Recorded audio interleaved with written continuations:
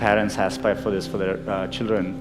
And so I think it's a great foundation we have as a country. In my experience growing up here, I think there's a lot of emphasis on, spending time on the books and, learning things academically.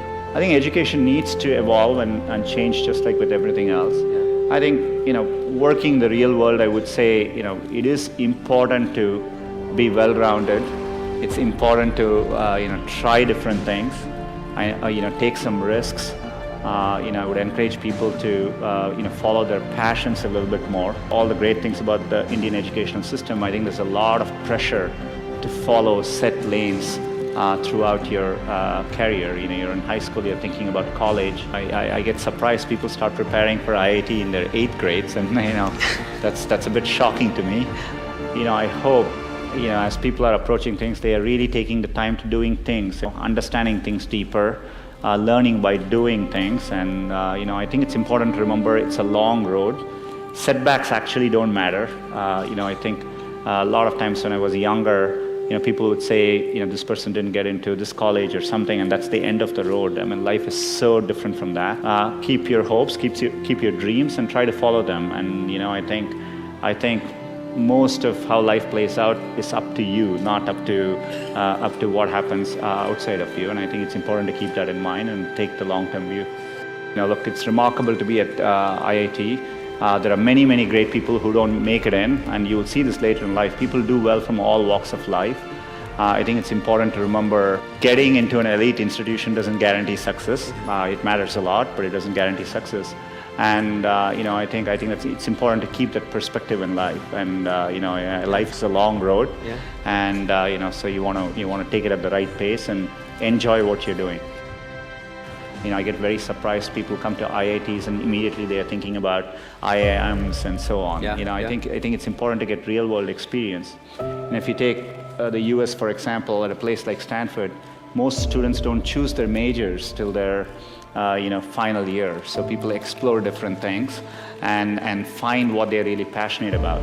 So I think those are all good things to aspire to. I think I would like to see people value creativity, value experience of doing things, taking risks, and academics is important, but it is not as important as it's also made out to be. Had I stayed the course in graduate school, I'd probably have a PhD today, which would have made my parents really proud. But I might have missed the opportunity to bring the benefits of technology to so many others. And I certainly wouldn't be standing here speaking to you as Google's CEO. The only thing that got me from there to here, other than luck, was a deep passion for technology and an open mind. So take the time to find the thing that excites you more than anything else in the world.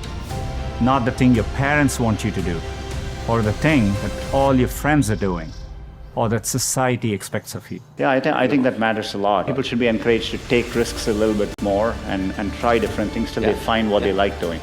One thing I've noticed over time is you will have many, many opportunities to reinvent yourself. And so, so I think, it's worthwhile taking risks and trying to do something you're really, excited by. And if the first attempt you don't do it, you can try again, and things tend to work out in the long run. So that's the bar. So anything we try to do, we think of it that way, and so we aim high. And and you want to aim high enough that you fail, a few times. I think that's the natural part of the process. In fact, Larry used to say, if you work on really difficult things, you're better off because you have no competition. Others aren't working on that difficult a problem. And even if you fail, you end up doing something great in the process. And so I think that's the philosophy which has guided us all through these years. In Silicon Valley, part of the reason so many people start up a company is, starting up a company and even having failed, you can wear it like a badge of honor, right? And I think that's important. Culturally, risk is rewarded. So it's a culture of optimism. It's a culture of risk-taking, and I think that's really important. So this is such an important issue for our company, but also for our country and for a community of entrepreneurs around the world. At Google, entrepreneurship is in our DNA. Google was founded here at Stanford, and the company's first home was in a garage just a couple miles from here. Like many of you in the audience, our founders were two young people with a vision of a better future, a better way, and they decided to follow their dreams. When I see entrepreneurs here, they seem no different to me than the kind of people I meet in the Valley. So intrinsically, I think India can do the same kinds of things. And the one good thing about India is I think, there's always been, whenever in India I used to walk around and go to some remote corner and find a tea stall, I always felt there is an entrepreneur there somewhere who saw that opportunity. So I think that streak has always existed. I think part of the problem is in India, the potential is there and the market is developing. I think it'll take a few more years for it to fully realize the potential. And so I'm absolutely confident of it. I think there's a timing issue, but I think we are growing well as a country. I think we need to stay at it, continue doing all these things, and it'll take a few more years and we'll get there. The trend lines are strongly in the favor. I think every year I can see the rate at which things are changing. Yeah. So in about 3 to 4 years, I'm pretty convinced, at least in a 5 to 10 year time frame, that there will be big global, software companies coming out of India, and we will be very used to it. You're the ones building the next Google, the next Spotify, the next Tesla, well, we don't even know, but what I know is that someone in this room will build it. One revolutionary idea, one brilliant invention can unleash other entrepreneurs to revolutionize industries in ways you could never predict. I remember reading about that and thinking, it's the idea that matters. It didn't matter where you come from or what your background is. I felt welcomed and embraced. People didn't care where I came from, only my ideas and hard work mattered. I'm not alone. I know how much hard work it takes to pursue your dream of building a business. The long hours, time away from family, the rejection, the ideas are brilliant that just don't seem to catch on. There is a great quote from Thomas Edison that does the best job of defining what it's like to be an entrepreneur. I have not failed, I have just found 10,000 ways that don't work. I see hubs growing all over the world: Germany, Brazil, UK, Israel, China. The latest figures say that 21% of adults across 60 countries intend to start a business in the next 3 years.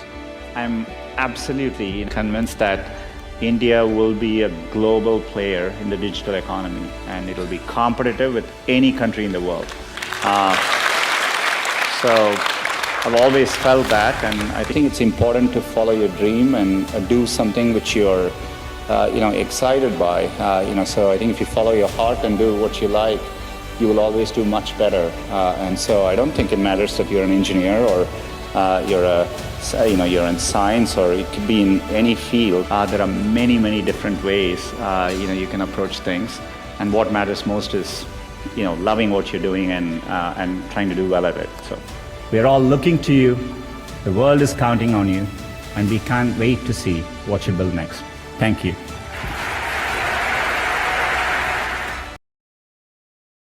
Psychologists